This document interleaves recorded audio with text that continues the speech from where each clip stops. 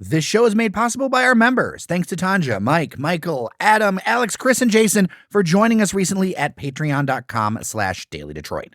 Local media requires local support to succeed, and you are key to making this happen. That's patreon.com/dailydetroit.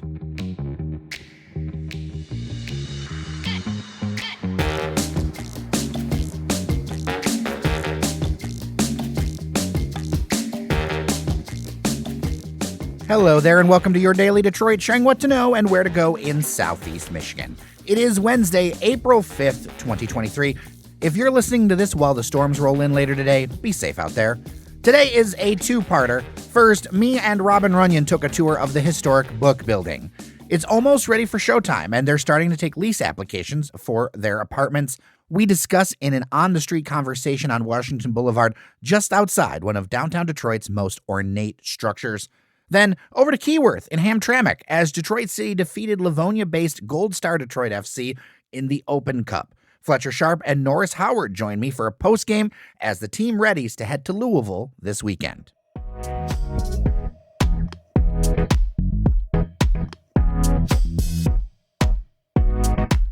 Let's set the table on the book tower and building for a second because I got a lot of questions from the last time. Built in two phases, the building opening in 1917, the tower in 1926, is an example of the opulence and optimism of Detroit's boom times. Louis Camper was the architect, and there is no building like it in the Midwest, from the ornate cornices to the tiered designs like a layer cake. The latest is that the renovation is almost complete on a conversion to residential, a Roost long-term stay hotel, restaurants, and retail. HistoricDetroit.org shares these intimate details on the rehab, and the numbers are kind of nuts. 7,000 plus square feet of ornate ceiling tiles were hand-painted to match original designs, 50,000 square feet of marble reinstalled, and nearly 2,500 windows. The $300 million project has more than 220 apartments and nearly 120 hotel rooms. As the number one thing in my DMs after posting some pics was, is it open to the public? Not yet, but soon. All right, let's get to our conversation. Well, Robin Runyan, we are on Washington Boulevard after what a tour. Wow. Yeah, I mean, with the book tower, book building, they did a pretty good job. It's a little bit of an understatement there. It's spectacular. Yeah, it is stunning. You go in there, and I don't really love the other cities comparison, but you could literally drop this anywhere in downtown New York, downtown Chicago, downtown San Francisco. It would fit in. The architecture, the attention to detail. I mean, Robin, they spend so much detail and time. I don't know how they're going to make it back, but I'm glad they did it. Yeah, and I think this, spring, summer, as it starts to open, we're going to see the pictures of that glass dome rotunda all over the Instagram and our social feeds because it's just ridiculously beautiful and stunning. When you walk in, there's this 3-story atrium, marble all around. All used to be covered up, and now it's just this really beautiful, exquisite setting. It's just, we're very lucky with this one. For sure. On a previous episode, we were talking about the pigeon floor. The pigeon floor does not exist anymore. And I remember going to the place where I was a contractor, and it's an exercise room, which is, got great views of the city. You look at that ceiling, you look at all the things, and it's just not the glass. You can go through the hallways, and you see all kinds of intricate detail. Yeah, I love the elevators, the painting on the elevators, the ceilings. I always take pictures of the old mailboxes and everything. It's all there. And I was reminded of the David Whitney building, walking through, just because there's so many of the details in that building. But this is just really beautiful in its own right. And you can expect that kind of detail and more over here at Book Tower. Is this more intricate than the Whitney? We're recording this staring at the Whitney.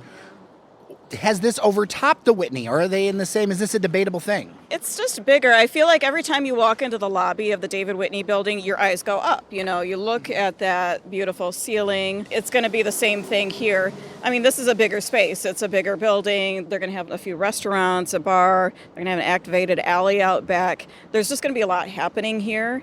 And what I love about the building, a lot of times things like this happen, and people are like, I want to go in and see it. Why can't I go and see it? You can. Like, when they open, you can. It's a hotel. Like, they're going to have restaurants and a bar here and an alley, and you can just come in and hang out pretty much any day when they open. They were talking about a boulangerie, which means bread and baked goods, and they were talking about a Japanese place.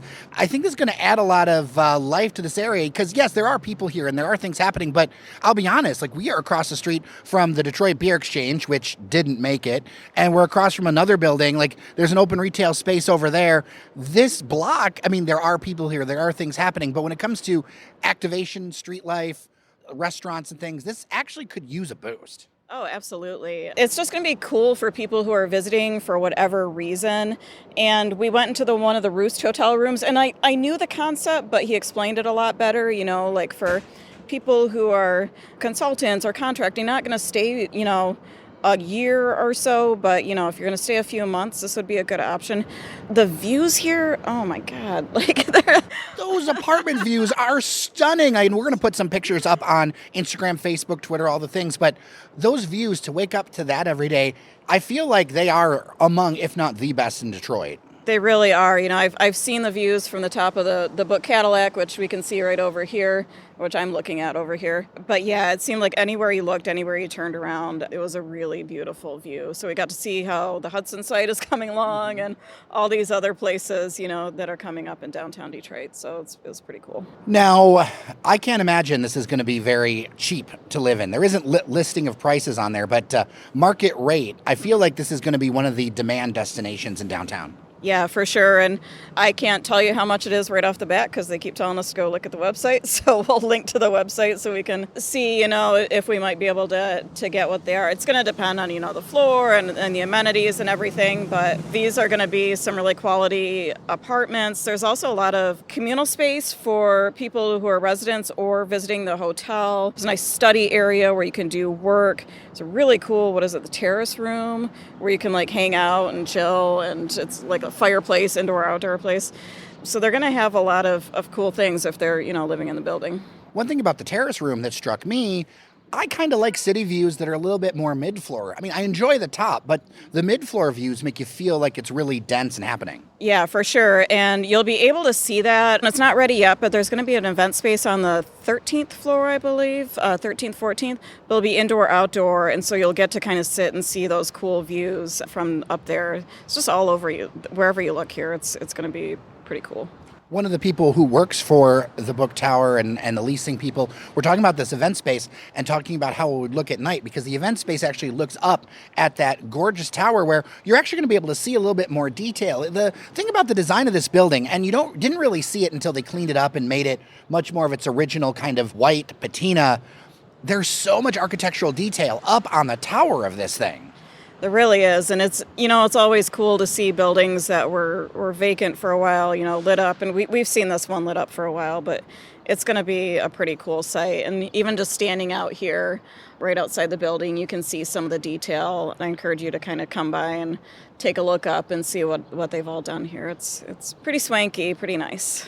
Swanky is the right word. I can't help but think, comparing this to some of the other projects that Bedrock, Gilbert, etc. has done, this one feels different. It almost feels like a labor of love with the timeline, everything they had to do. It feels different than the other ones. I don't know if you agree, but it just feels like there's so much more detail and care in this one. Yeah, for sure there is. I mean, they've done so many buildings around downtown, but, this is my third or fourth time coming through here on the process. I know they've taken their time for reasons, but it's been a long time. It's been 7 years, right, since they started this whole thing. So that's a lot of money. It's a lot of work. It's a big building, and the attention to detail is really what we're going to see come out, as people start coming in and taking a look around. Yeah, I remember it being pretty trashed near the time that it closed. And they opened up whole floors inside of that lobby to be able to look up and all of that. So I'm excited about this one. I think that it's going to be a great addition to downtown Detroit. I feel like so far, for what it is, which is going to be kind of like a high-end luxury place, I have high marks for it. We did visit a few different apartments. What did you think of those in general? No, I thought the apartments were really nice. I would have taken a closer look at them, but I was too busy looking outside out the window. It's hard not to when you're up there. But no, they're really nice. They're really big, too. We went into one of the 2-bedroom ones and one of the 1-bedroom ones. They're pretty decent size. for the people who live in them. Also, one of the Roost hotel rooms that we were in was like 2 beds, 2 baths, and a den. So it's like if you're here with your kids or something for a little while, you kind of have room to spread out in a hotel room, which is wild. Well, yeah, and there's going to be more and more demand of that. In fact, there is a lot of demand for it already. When I worked corporate, that was a thing that we would do. And then with the Ford project, as they mentioned, there's a lot of people who are just going to need a space to stay for a few months while they're working on something. Well, anyway, Robin Runyan, Urbanize Detroit. It is always good to talk to you. Thanks for having me on again, Jer, and thanks for being such a good tour companion on this lovely, kind of dreary Tuesday morning.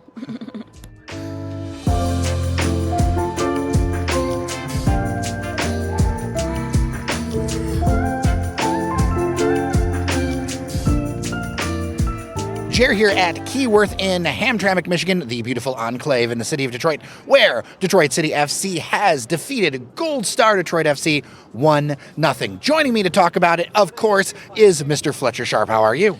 Cold. But we have a new person to join us, Norris Howard. How are you? I'm doing great. Thanks for having me. Fletcher, Norris, it's a win, and it's the first home game goal. It's the first home goal. Positives. I mean, the positive is the fact that they scored a goal in the first half that put Gold Star on the defensive, which is good. Negative, they only scored that one goal. They had chances to put a few more in. They let kind of Gold Star linger around for longer than they probably should have. Probably gave them a bit more hope than they needed to. And, you don't really want to do that with the team that you should be putting out. So I'm a little worried about that. If I were a fan, I'd be a little bit more worried about the fact that, again, 1 goal on 15 shots. 15 shots total, but only 3 on target. Those are not good strike rates. Yeah, I really hate to agree with Fletcher on this one, but even just watching the entirety of the match play out, the first 10, 15 minutes, Gold Star actually came out firing on all cylinders, playing incredibly physical, some early yellow cards from that physical play. But Detroit City FC were able to kind of get control of the match in that second half, especially after that late first half goal from Matthews, who was able to put in a great header from a great cross. But I agree. I think over that second half, they had about at least 7 chances within sort of the first half of the second half. And it just kind of didn't really click from the rest of the year. They had shots on goal, not many on target. And it was just a frustrating night, even through a win. I think for a lot of fans, they're going to be happy with the win. But if you look a little closer, there are some cracks in the foundation here. And I think that's very concerning for the rest of the season. All of us, when we were on the sideline, saw Skage get dressed and get ready to go in, and we all were like, what? Not that we're not Skage Simonson fans, it's more of, what is he doing getting suited up here? He's your most important player for this year in a game where it's already been shown that the other opposing team has players who very much just want to hurt you. They're not even trying to play the ball. They're just trying to go in there, cause some contact, stand over you or just give you shoulders to the chest just because they can. So to have him go in that late, not that I don't think he's tough, but just you don't want to risk someone like that getting hurt and being out an extended period of time, because then when you have to play the really important games during the regular season, who do you turn to at that point? And also on top of that, I think, if you examine Skage a little bit and watch him play, he's not really necessarily like a hold-up guy, right? So throwing him in the 70th or 80th minute to kind of run to the corners and hold up play, I understand why you do. He's a big guy. But also at the same time, I feel like it just made the game feel like it wasn't quite as in hand as it should have been. There are other players, I think, who can come in and do that job. And as Fletch said, he's very important for this season, and we were just there was a moment kind of in stoppage time where he's over in the left-hand corner and the right-hand corner, and he goes down from a pretty hard foul, and all of us just collectively just go, because he's that important. So it's just one of those things where I understand why he's put on, but I wish we didn't have to see him in that sense. Well, we're headed to Louisville City this weekend, and frankly, I am worried. I am straight up worried about that match because if we can only score one goal against Gold Star, we should by all rights. Like, this is the kind of thing with this kind of matchup early in the Open Cup. This should be a 2-0, 3-0 match. If we had shots on target, I think we could have gotten it. Ben Morris kind of had an opportunity in the game and it just fluttered out to the side, and he actually got subbed off right after that. That was one of the most frustrating moments of the match, I think, because that was the opportunity to put the match away. Came in off the wing, right-footed strike, and just put it a little bit wide. Those are the things against a team like Louisville you're going to have to put away to be competitive. Not to win, not to, go in there and to be competitive. Louisville's going to come out firing on all cylinders, and so you got to be able to put those chances on target. And especially against a team like Louisville, because if you miss those chances, they will get those same chances, they will convert them. And that's really the basis of Detroit City's FC season this year is they capitalize on teams' mistakes, but every team does not make mistakes. Louisville is not a team that makes mistakes like that. Against El Paso, they scored 3 goals. I keep saying it because El Paso made 3 terrible mistakes, and they capitalized on all 3 of them. An own goal and 2 very well-taken goals. But the other games, teams did not make mistakes. As a result, Detroit did not score a goal. This is the first goal that they scored all season where, Gold Star played a pretty decent set of defense against it, just Yazid got up quicker and got the head on the ball. That's not going to happen against Louisville. I'm not out here saying that they're going to lose as a result, but those type of goals will not happen against Louisville. You're going to have to force them to make mistakes, and they just don't do that very much, which is why they've been to the conference final 8 years in a row, because they don't make stupid mistakes like that. Yeah, that's actually what I was going to say is that, what we've been seeing from DCFC from this season so far is that DCFC, unfortunately, is the team making some of the mistakes. And then on the other side of the ball, offensively, not necessarily locking in and getting those chances on goal that they probably should be, and definitely not converting them. We've had a lot of talk about some of the issues, solutions. Fletcher. Got to just gel. Got to just get continuity. And I know that's a really basic thing, but you got to maybe start hanging out, playing Smash Bros together. I'm not really sure what you need to do off the field, but build the continuity that was there last year. Last year, you had Hopino, Maxi, Pato, a bunch of people just together having fun on the field. If a goal got scored, they had choreographed celebrations. I'm not saying that's the end all be all, but that shows that the team is gelling together. You're not really seeing that continuity right now. I mean, heck, Skage played a ball late to Reese, and Reese didn't get after it, and Skage was visibly frustrated and started pointing angrily at him. That didn't really happen much last year. So it's a little concerning. So just maybe start to, have pizza night or something where you guys just hang out and kind of just tell ghost stories and hang out and become friends. You inspired a question to me, Fletcher. Smash Bros, who's your character? I hate Smash. I play Street Fighter. Captain Falcon, man. Falcon punch all the way. Okay, on Street Fighter. Vega. Norris Howard, Fletcher Sharpe. Good to talk with both of you. You got it. Yeah, thanks for having us.